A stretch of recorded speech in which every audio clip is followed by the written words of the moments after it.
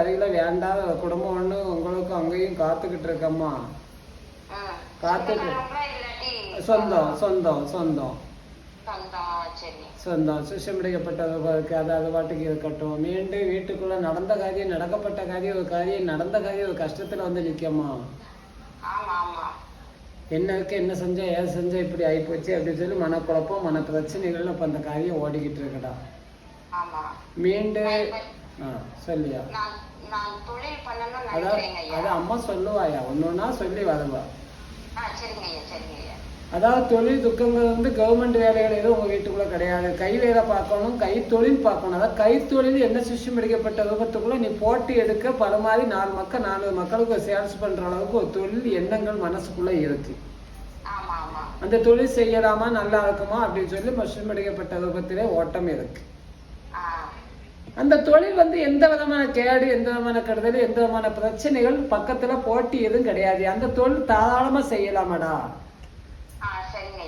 தாராளமா செய்யலாம். தைரியமா மடமாங்காளி சொல்றா, குதிரைக்கு அடிவாரத்துல குடிகொண்டவா, அடைக்கலாம் கொடுத்தா, ஐயனார் வாசவா, காற்றவா, உலகம் எல்லாம் பதப்பட்டவா, காளியம்மா சொல்லிவாதா, நீ தாராளமா அதை செய்யலாம்டா. கைத்தொழில் தான் பேக்ஷன் படிக்கப்பட்ட ரூபம் மாதிரி போட, ஒரு பார்சல் பண்ணி விற்க, அந்த அளவுக்கு தான் தொழில் துக்கத்து சிஷம் படிக்கப்பட்ட ரூபத்தை சிந்திச்சுக்கிட்டு இருக்கிய.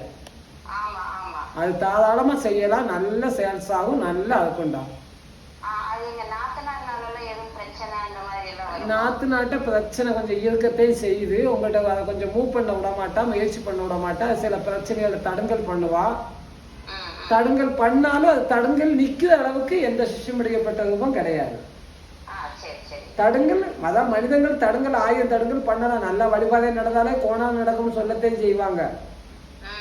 உங்க தொழிலையும் அந்த உங்க நாத்துனாருக்கு கொஞ்சம் கொஞ்சம் அதுல வீக்கிங் இருக்கு, தொடர்பு இருக்கிறதுனால நீங்க எப்படி இதை பண்ணலாம், வைக்கலாம், என்கிட்ட கூட ஒரு வார்த்தை நீங்க சொல்லலாம், வைக்கலாம், அப்படியெல்லாம் ஃபீலிங் இருக்கு. கேட்கத்தையும் செய்வாங்க. கேட்டா நீங்க எதுவும் சொல்லிக்கிட வேண்டாம். ஏன்னா தொழில் இல்லை, நான் ஆரம்பிச்சிருக்கேன். அதுல கட்டாயம் செய்யலாம். அதாவது தொழில் ஆரம்பிச்சு கொஞ்சம் ஓடினா பிறகு நம்ம அம்மாள் மடவாங்காலையை கொண்டு போய் 100 ரூபா காணிக்கு கொண்டு அங்க போட்டுருக்கோம். கோயிலுக்கு எப்போ பௌர்ணமி போனாலும் சரி, இல்ல ஒரு மாத செவ்வாய்களுக்கு போனாலும் சரி, அம்மா மடவாங்காலி வாசலே உண்டியல்ல கொண்டு போட்டுருங்க. பூசாரி தாம்பலத்துல போட வேண்டும்.